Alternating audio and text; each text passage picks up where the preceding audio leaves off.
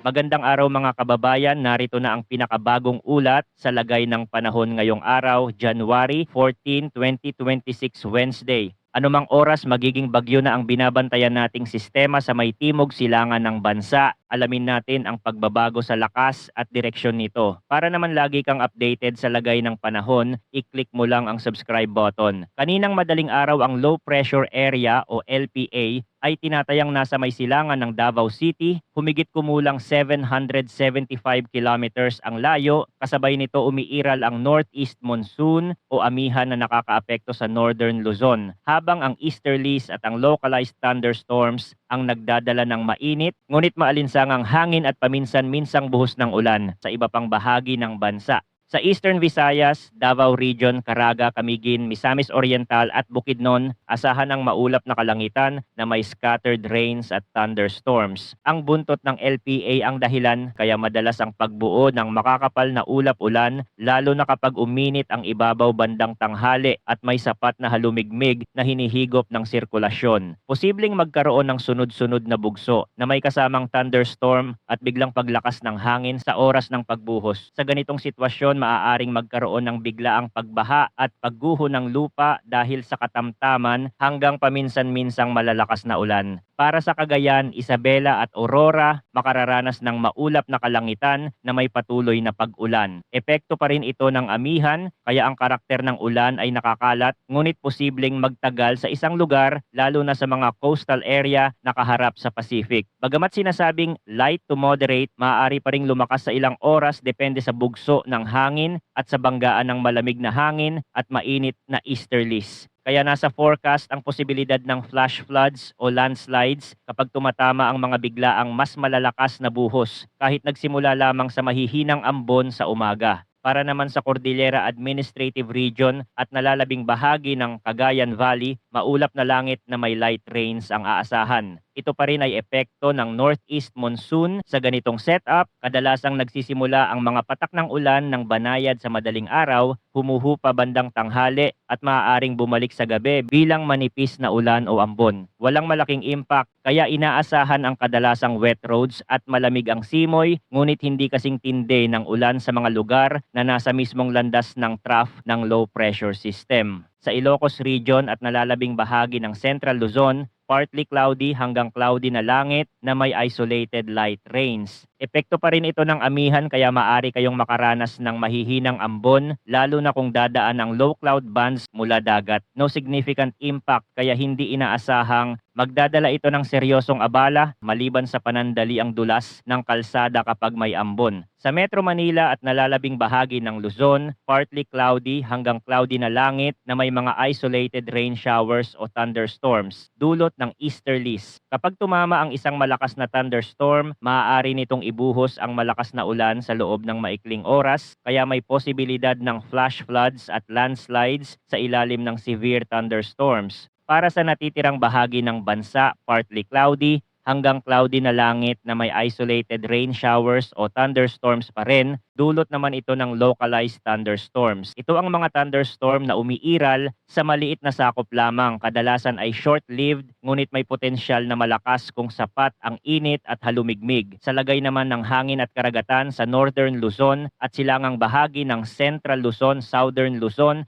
at Visayas, katamtaman hanggang malakas ang hanging northeast. Dahil dito moderate to rough ang dagat na nasa pagitan ng 2.1 hanggang 3.5 meters. Sa silangang bahagi ng Mindanao, katamtaman hanggang malakas ang hangin mula northeast hanggang north at ang taas ng alon ay 2.1 hanggang 3.1 meters. Sa natitirang bahagi ng bansa, banayad hanggang katamtaman ang ihip mula northeast hanggang north, kaya slight to moderate ang karagatan, karaniwang nasa 0.6 hanggang 2.1 meters. Tandaan na kapag may malalakas na thunderstorm outflow sa baybayin, pansamantalang tumataas ang alon sa maliliit na sakop, kaya maging maingat sa pagpili ng oras ng paglaot kung kailangan talagang bumiyahe. Update naman tayo sa sistemang binabantayan natin na nasa silangan ng Davao Region. Anumang oras, pwede na itong maging isang ganap na bagyo. Ang kasalukuyang low pressure system ay inaasahan na patuloy na kikilos pahilagang kanluran base sa pinakabagong datos mula sa mga international weather model. Mahalagang punto rito na halos magkakatugma ang mga modelo kaya tumataas ang posibilidad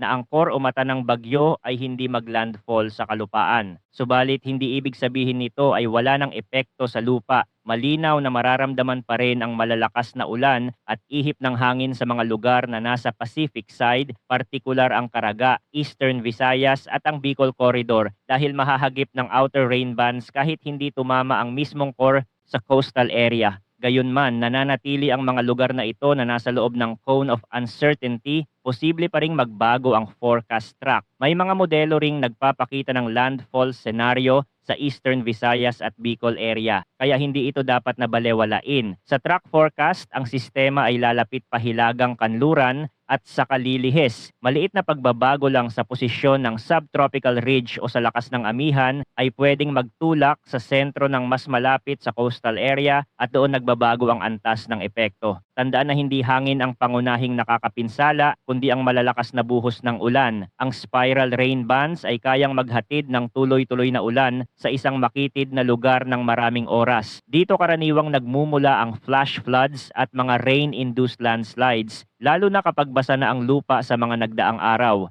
Kaya kahit na moderate lamang ang forecast wind sa karamihan ng oras, ang kombinasyon ng topografiya at mabagal na pag-ikot ng rain band ay sapat upang magparami ng daloy sa sapa at ilog. Sa Google DeepMind Ensemble View, ipinapakita ang senaryo na matapos dumaan sa silangang bahagi ng bansa, ang sistema ay liliko pahilagang silangan. Ibig sabihin sa base case, hindi ito inaasahang tatawid ng tuluyan sa malawak na bahagi ng kalupaan. Ang paglikong ito ay bunga ng interaksyon ng bagyo sa mas mataas na latitude westerlies at sa ikot ng Amihan Ridge. Kapag humila pataas ang steering flow natural na humihiwalay ang sentro mula sa coastal, at umiwas pa pasilangan, ngunit pwede pa ring iwan ang mga outer rain band na nakasabit sa Pacific side, kaya nagkakaroon ng post-passage rains kahit palabas na ang sentro. Sa loob ng 2-week window may indikasyon din ng isa pang low pressure system na papalapit. Sa ngayon, hindi ito nakikitang tatama sa bansa at posibleng lumiko pa itaas bago pa man makalapit ng husto. Karaniwan ito sa panahon ng amihan kung saan ang mga embryonic vortices sa silangan ay naiimpluwensyahan ng malalakas na high pressure cell sa kontinente at ng jet level winds na pumipihit sa mga bagyo na pumapasok sa mid-latitudes. Dahil malayo pa ang horizon ng ikalawang sistema, natural na mas malawak ang uncertainty. Uulitin natin, may low pressure area sa malayong silangan ng Mindanao na nagbubunsod ng trough at mga rain bands sa Pacific side ng bansa. Ang northeast monsoon ang nagpapalamig at nagdadala ng tuloy-tuloy na ulan sa hilagang Luzon, habang ang easterlies ang nagdadala naman ng thunderstorm sa iba pang bahagi ng Pilipinas. Inaasahang kikilos pa hilagang kanluran ang sirkulasyon sa silangan ng Mindanao at may posibilidad na maging tropical depression anumang oras. Subalit mas malaki ang tsansa na ang core ay mananatili sa dagat at liliko pa hilagang silangan pagkatapos dumaan sa silangang gilid ng bansa. Kahit hindi direktang maglalandfall, asahan pa rin ang serye ng malalakas na buhos sa Caraga, Eastern Visayas at Bicol Corridor. May indikasyon ng isa pang mahinang sistema sa 2-week window, ngunit mababa pa ang kumpiyansa at hindi ito nakikitang tatama. Manatiling nakatutok sa mga susunod na updates tungkol sa lagay ng panahon. Maraming salamat sa inyong panonood at palagi po tayong mag-ingat.